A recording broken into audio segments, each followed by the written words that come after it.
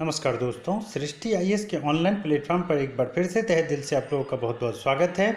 आज मैं आप लोगों के समक्ष एग्जाम बूस्टर्स आपके पसंदीदा जो सीरीज चल रहा था, जिसको इस बीच में जो है कुछ अपरिहार्य कारणों की वजह से मुझे डिसकंटिन्यू करना पड़ा था। कल से मैंने उसे कंटिन्यू किया है और कल उसका पहला सेशन था, जिसकी वजह से जो है उसमें क्वेश्चंस का जो लेवल था वो मैंने लोअर ही रखा था। साथ ही उसमें जो है क्वेश्चंस की संख्या भी कम थी, लेकिन आज से फिर से जो है आपको वही क्वालिटी मिलेगा जो कि इस क्वेश्चंस का स्तर यूपीएससी तक का होगा और अदर जो एग्जाम्स है जनरल कंपटीशन से संबंधित, तो उसके लिए तो ये रामबाण है ही। तो आज के इस सेशन में हम लोग टोटल 13 प्रश्न देखने वाले हैं और उसका स्तर यूपीएससी का होगा। नीचे के जितने एग्जाम है उनके लिए ये जो है बहुत ही कारगर साबित होगा और मुझे उम्मीद है कि आप लोगों को जो है ये सीरीज बहुत पसंद आने वाला है। तो आइए आज के इस सेशन को शुरू करते हैं समय को बिना गवाए हुए। और जो है मैं आपको बताऊं कि इन सभी वीडियो का अगर पीडीएफ चाहिए तो आप सृष्टि IAS 20 जो कि टेलीग्राम चैनल है हमारा, उसे ज्वाइन कर सकते हैं। साथ ही अगर इस चैनल को सब्सक्राइब नहीं किया है तो सब्सक्राइब कर घंटी के बटन को जरूर दबाएं ताकि सभी वीडियो की नोटिफिकेशन आप तक जाए। लाइक करना, शेयर करना ना भूलें। तो आइए आज के इस सेशन का एग्जाम बूस्टर्स सेशन का जो पहला प्रश्न है उसको देखते हैं। और पहला प्रश्न है दोस्तों कि ईसा पूर्व 6वीं सदी में जनपद बड़े राज्य निर्माण के जो है सहायक कारकों के संदर्भ में आपको यहाँ विचार करना है कि निम्न में से कौन सा कथन सही है। पहला कथन है लोहे का व्यापक प्रयोग होने से जनपदों के निर्माण के लिए जो है उपयुक्त परिस्थितियां बन गई थी उस समय में। दूसरा कारण यहाँ बताया गया है कि नए उपकरणों की सहायता से अधिक अनाज उत्पन्न होने लगा, जिसके कारण भी जनपद के निर्माण में जो है ये कारक सिद्ध हुआ और जनपद का निर्माण हो सका। और इन दोनों कारणों को पढ़ करके आपको ये बताना है कि इनमें से कौन से कथन जो है वो सही है, कौन से कथन गलत है। तो मैं आपको बताऊं दोस्तों, यहाँ जो उत्तर इसका हो जाएगा ये हो जाएगा उत्तर इसका ऑप्शन सी, क्योंकि दोनों के दोनों कथन सही है। आइए इसके विश्लेषण को देख लेते हैं। आपको बताते चले कि उपयुक्त दोनों कथन सही है, क्योंकि ईसा पूर्व 6वीं सदी से पूर्व उत्तर प्रदेश और पश्चिम बिहार में लोहे का व्यापक प्रयोग होने से जो है बड़े बड़े प्रादेशिक या जनपद राज्यों के निर्माण के लिए जो है उपयुक्त परिस्थितियां बन गई थी। साथ ही खेती के नए औजारों और उपकरणों की मदद से जो है किसान आवश्यकता से अधिक अनाज पैदा करने लगे, जिसे हम अधिक शेष उत्पादन कह सकते हैं। एक होता है आपका निर्वाह उत्पादन।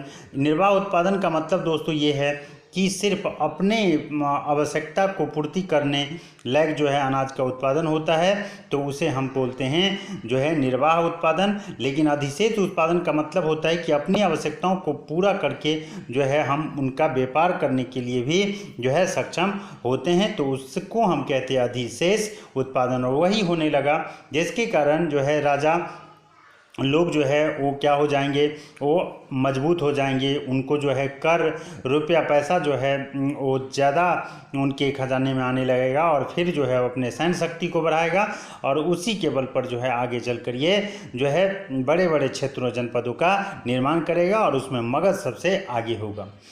तो आइए इसके विश्लेषण को आगे पढ़ लेते हैं। कह रहा है कि इसलिए राजा अपने सैनिकों के लिए जो है और प्रशासनिक प्रयोजनों के लिए इस अनाज को जमा कर सकता था। इन भौतिक लाभों के कारण जो है किसानों को अपनी ज़मीन से लगाव होना स्वाभाविक था। साथ ही वे अपने पड़ोस के क्षेत्रों में भी ज़मीन हड़प कर जो है उसको अपने कब्जे में लेने लगे और अपना जो ये क्षेत्र है उसको ये फैलाने लगा। साथ ही लोगों की जो प्रबल निष्ठा अपने जन या कबीले के प्रति थी, वह अब अपने जनपद या स्वयंवध भूभाग जो उनका स्वयं का भूभाग था उनके प्रति हो गई। इस प्रकार हम देखते हैं कि जो पीछे का प्रश्न था उसका अगर ऑप्शन की बात करें तो दोनों ऑप्शन सही था। आइए आज के सेशन का दूसरा प्रश्न देखते हैं। दूसरा प्रश्न है कि ईसा पूर्व 6वीं सदी के निम्नलिखित महाजनपदों को जो है पूर्व से पश्चिम की ओर आपको दोस्तों व्यवस्थित करना है और इनमें से बताना है कि कौन सा कथन सही है। पहला है अंग, दूसरा मगध, तीसरा है काशी और चौथा है कौशल और फिर है मत्स्य। इसी प्रकार दूसरा अगर ऑप्शन देखें तो यह है अंग, मगध, कौशल, काशी, मत्स्य। इसके बाद तीसरा जो है ऑप्शन दोस्तों ये है मगध, अंग, काशी, कौशल और मत्स्य। ठीक है, इसके बाद में जो है आप देखेंगे यहाँ पे डी ऑप्शन, तो ये है मगध, काशी, अंग, मत्स्य और कौशल। और मैं आपको बताऊं इसका जो उत्तर हो जाएगा दोस्तों वो हो जाएगा ऑप्शन ए, अंग। ठीक है, पूर्व से आप आइएगा तो सबसे पहले अंग आता है, उसके बाद जो है आपका मगध, फिर काशी, फिर कौशल और लास्ट में सबसे पश्चिम में जो है आपको ये मत्स्य मिलेगा। तो इसका जो ऑप्शन होगा दोस्तों यहाँ पे यह ऑप्शन हो जाएगा आपका ए सही। आइए इसके विश्लेषण को देख लेते हैं।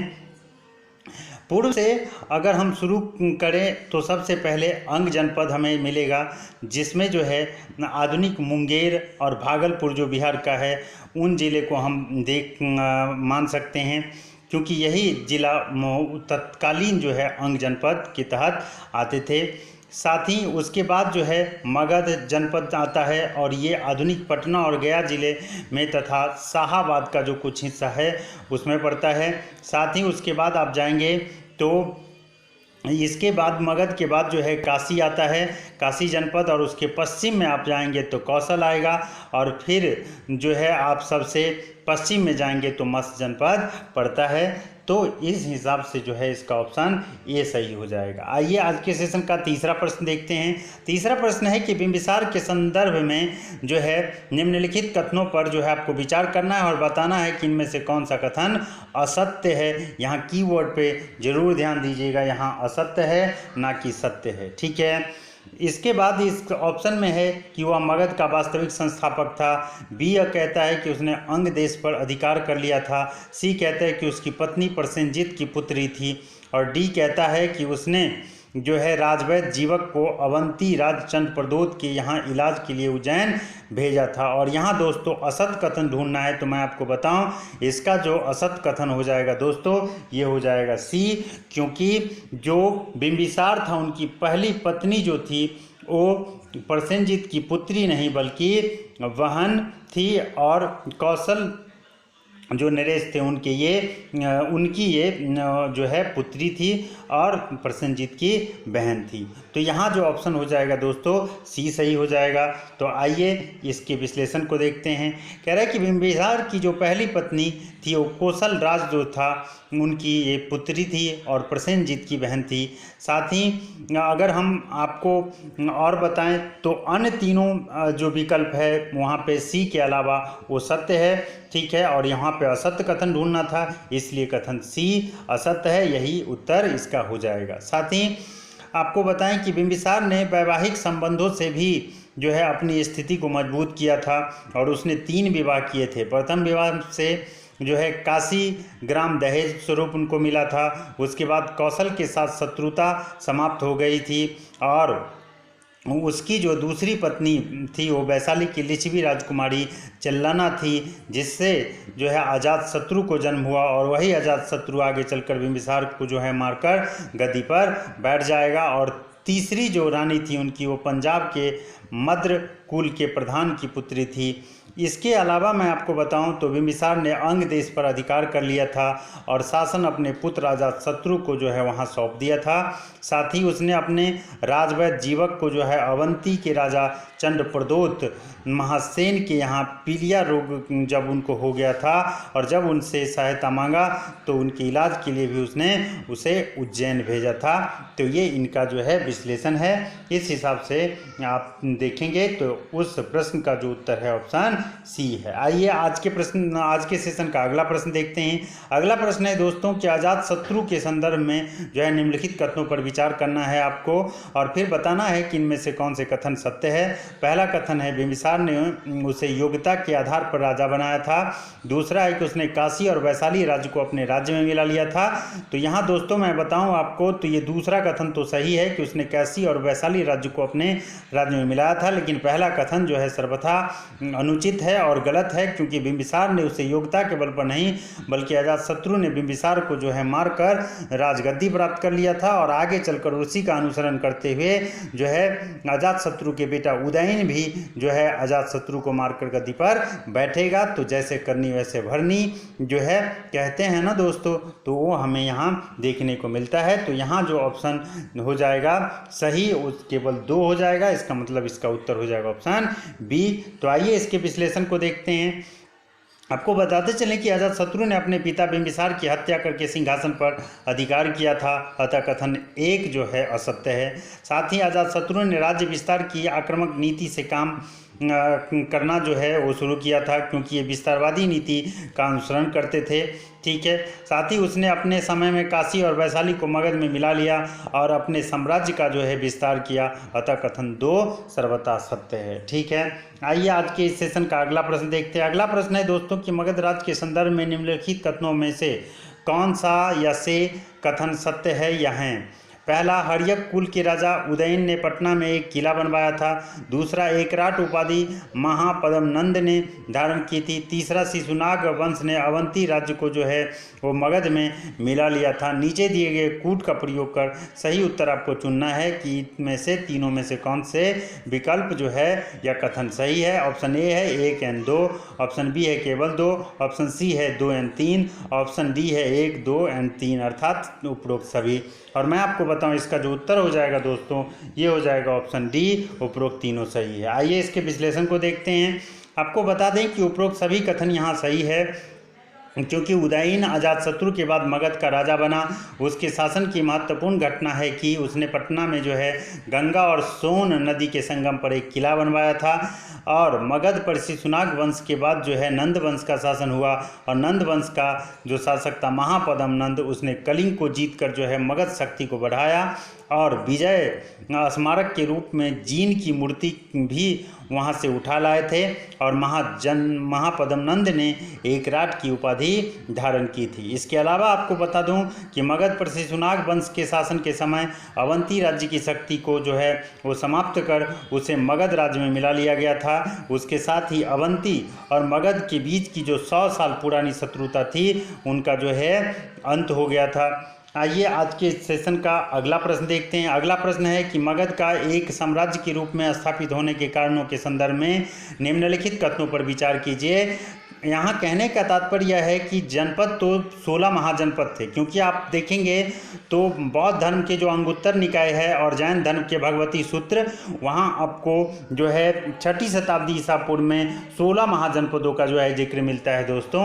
लेकिन आखिर क्या वजह रही कि मगध ही जो है इन 16 महाजनपदों में से एक साम्राज्य का रूप धारण करने में सक्षम हो सका, उनके पीछे की जो वजहें हैं, कारण है, वो क्या रही होगी, तो उनको आपको यहाँ पे बताना है। और इन कथनों को पढ़ करके आपको बताना है कि क्या ये कारण इसमें सम्मिलित था, क्या ये कारण सही है या गलत है। तो पहला कारण है यहाँ दोस्तों कि उसके पास, किसके पास, मगध के पास समृद्ध लौह खनिज के भंडार थे।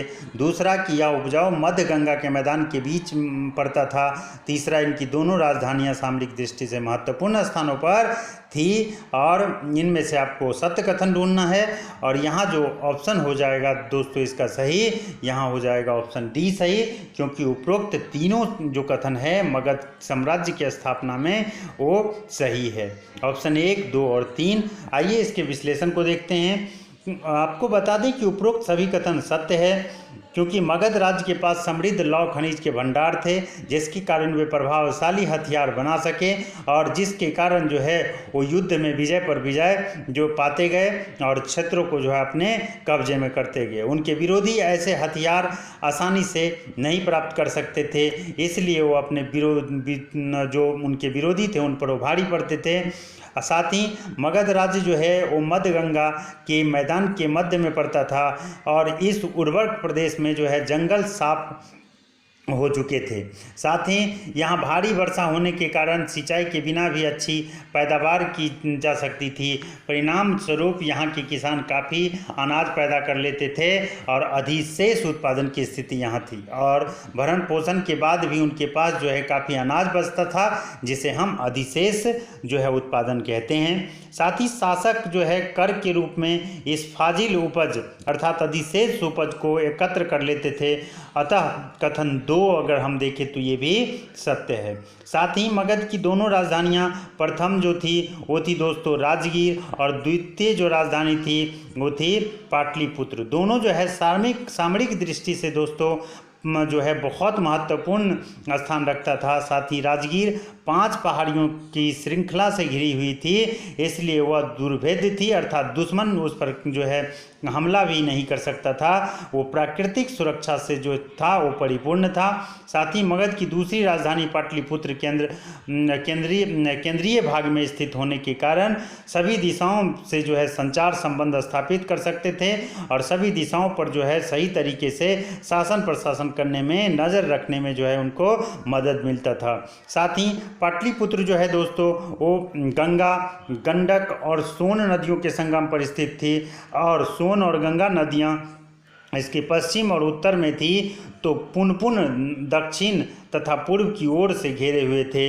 इस प्रकार पाटलिपुत्र एक जल दुर्ग के साथ साथ जो है वहाँ पे व्यापार की जो सुविधा है वो भी उनको प्राप्त हो जाता था। इस तरीके से देखा जाए तो कथन 3 भी सत्य है। आइए आज के सेशन का अगला प्रश्न देखते हैं। अगला प्रश्न है दोस्तों कि मगध साम्राज्य प्रशासन करने वाले राजवंशों का आपको सही क्रम यहाँ बताना है कि कौन से जो शासक है उन पे मगध पे शासन किया पहले, उसके बाद कौन आया, उसके बाद कौन, उसके बाद कौन।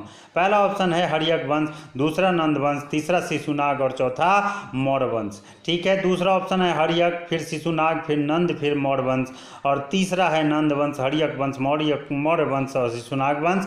चौथा है शिशुनाग, नंद, हर्यक और मौर्य वंश। और यहाँ जो दोस्तों उत्तर हो जाएगा ये हो जाएगा इसका ऑप्शन बी, क्योंकि पहले मगध पर सबसे पहले हर्यक वंश जिसकी स्थापना बिंबिसार ने किया था, उनकी जो है उन पर अधिकार रहा। उसके बाद आया शिशुनाग वंश, उसके बाद नंद वंश, और फिर जो आया दोस्तों मौर्य वंश का शासन मगध पर रहा। तो आइए इस क्वेश्चंस का विश्लेषण देखते हैं।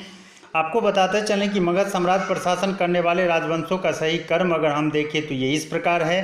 पहला हर्यक वंश, दूसरा शिशुनाग वंश, फिर नंद वंश और चौथा मौर्य वंश जो है इस पर शासन किया था।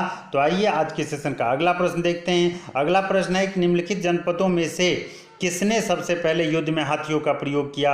और आपको बता दूं दोस्तों कि यहाँ जो उत्तर हो जाएगा वो हो जाएगा मगध, क्योंकि मगध ही जो है चारों तरफ से जो है राजगीर जो है उनकी पहाड़ियों से ये घिरा हुआ था, और जंगल से उनको हाथी जो है वो प्राप्त होते थे, इसलिए युद्ध में सबसे पहले हाथियों का प्रयोग मगध महाजनपद ने किया था। आइए इसके विश्लेषण को देखते हैं। मगध ही पहला राज्य था दोस्तों जिसने अपने पड़ोसियों के विरुद्ध युद्ध में जो है हाथियों का बड़े पैमाने पर प्रयोग किया। देश के पूर्वांचल से मगध के शासकों के पास हाथी पहुंचते थे। ठीक है, आइए आज के इस सेशन का अगला प्रश्न देख लेते हैं। अगला प्रश्न है दोस्तों कि 516 ईसा पूर्व में पश्चिमोत्तर भारत में ईरानी आक्रमण के संदर्भ में निम्नलिखित कथनों पर आपको विचार करना है। पहला कथन है सर्वप्रथम दार्यावहु या डेरियस ने पश्चिमोत्तर भारत पर आक्रमण किया था। दूसरा, यह साम्राज्य का सबसे अधिक उपजाऊ क्षेत्र था। तीसरा, इस क्षेत्र में सुसंगठित जो है शक्तिशाली राज्य का अभाव था। उपयुक्त कथनों में से दोस्तों आपको बताना है कि कौन से कथन सत्य हैं। ऑप्शन ए है 1 एंड 2, ऑप्शन बी है केवल 1, option C 1 and 3, option D है 1, 2 एंड 3। और आपको मैं बताऊं यहाँ सभी के सभी कथन जो है सही है, अर्थात इसका जो उत्तर हो जाएगा दोस्तों वो हो जाएगा ऑप्शन डी 1, 2 और 3, तीनों के तीनों सही है। क्योंकि सर्वप्रथम जो है वो आपका 516 ईसा पूर्व में पश्चिमोत्तर भारत में जो है ईरानी आक्रमण हुआ था, और ये किया था डेरियस ने। उसके बाद जो है यह साम्राज्य का सबसे अधिक उपजाऊ क्षेत्र था पश्चिमोत्तर भारत।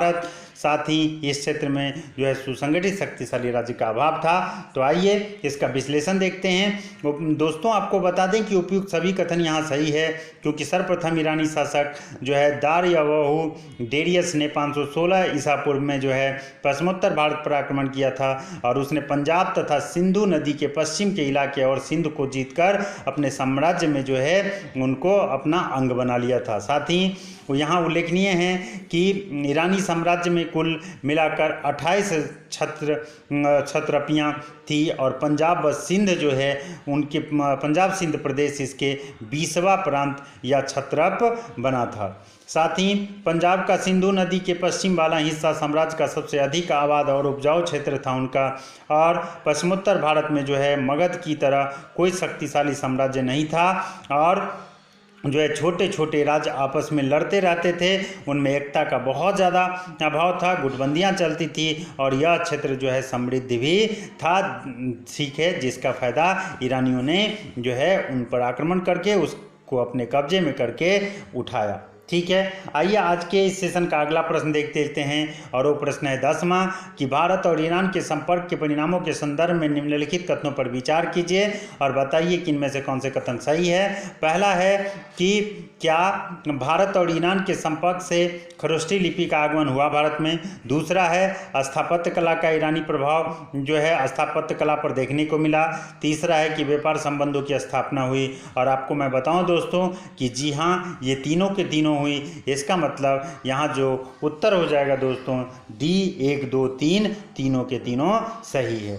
आइए इसके विश्लेषण को देखते हैं। उपयुक्त सभी कथन यहाँ सही है। ईरानी लिपिकार भारत में लेखन का एक खास रूप लेकर आए जो खरोष्टी के नाम से प्रसिद्ध हुआ। और जो है आप जानते हैं दोस्तों कि अशोक के बहुत सारे जो आपका ये लेख मिले हैं वो खरोष्टी लिपि में भी मिले हैं। यह लिपि अरबी की तरह दाईं से बाईं ओर लिखी जाती थी। याद रखिएगा, यह अरबी की तरह दाईं से बाईं की ओर लिखी जाती थी। और मौर्य वास्तुकला पर ईरानी प्रभाव स्पष्ट रूप से देखा जा सकता है। इसलिए हम कह सकते हैं कि ईरानी कला का जो प्रभाव है वो वास्तुकला पर भी हमारे यहाँ पड़ा, ईरान से संपर्क होने के कारण। साथ ही अशोककालीन स्मारक विशेषकर घंटा के आकार के गुंबज कुछ हद तक ईरानी प्रतिरूपों पर आधारित थे। साथ ही पश्चिमोत्तर सीमा प्रांत में ईरानी सिक्के भी मिले हैं जिनसे ईरान के साथ व्यापार होने के संकेत मिलते हैं। तो आइए आज के सेशन का अगला प्रश्न देख लेते हैं। और अगला प्रश्न है दोस्तों कि भारत में सिकंदर की सफलता के संदर्भ में निम्नलिखित कथनों पर विचार कीजिए और बताइए कि इनमें से कौन सा कथन सत्य है। पहला है कि उस समय भारत में कोई केंद्रीय सत्ता नहीं थी। दूसरा है कि उसके पास प्रशिक्षित सैन्य बल था। और यहाँ जो दोस्तों इसका उत्तर हो जाएगा वो हो जाएगा दोस्तों ऑप्शन ए है कि एक सही है। ठीक है, ऑप्शन बी है कि दोनों सही है, सॉरी केवल 2 सही है। ऑप्शन सी है कि 1 2 दोनों सही है। और ऑप्शन डी है दोस्तों कि कोई सही नहीं है। और मैं आपको बताऊं इसका जो उत्तर हो जाएगा दोस्तों ये हो जाएगा दोनों, अर्थात ऑप्शन 1 और 2 दोनों सही है। ठीक है, आइए इसके विश्लेषण को देख लेते हैं। विश्लेषण को देखने के बाद जो है दोस्तों आपका ये सारा कुछ जो है यहाँ क्लियर हो जाएगा। कह रहा है कि उपयुक्त दोनों कथन सत्य है क्योंकि भारत में उस समय कोई केंद्रीय सत्ता नहीं हुआ करती थी और गुटबंदियाँ और एक दूसरे से वे लोग जो थे, जो छोटे छोटे शासक जो थे भी क्षेत्रीय शासक, वो लड़ते रहते थे और छोटे छोटे राजा आपस में लड़ते रहते थे और हमेशा युद्धरत रहते थे। और जो धन संपत्ति होता था वो तो खोते ही थे। साथ ही में जो है एकता के अभाव के कारण जो है दुश्मन उनका भरपूर फायदा उठाते थे। साथ ही उसके पास श्रेष्ठ सेना थी, किसके पास? सिकंदर के पास।